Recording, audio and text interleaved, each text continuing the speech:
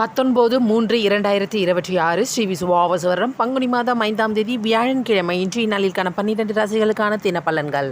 மேஷம் தாமதம் ஏற்படும். ரிஷபம் களிப்பு நிறைந்த நாள். மிதுனம் நட்பு நிறைந்த நாள். கடகம் மேன்மை உண்டாகும். சிம்மம் சிக்கல் ஏற்படும். கன்னி போட்டிகள் விலகும். துலாம் பணவரவு உண்டு. விருச்சகம் சுபம் உண்டாகும். தனுசு உங்கள் திறமைகள் வெளிப்படும். மகரம் கவலை ஏற்படும். கும்பம் வெற்றி நிச்சயம்.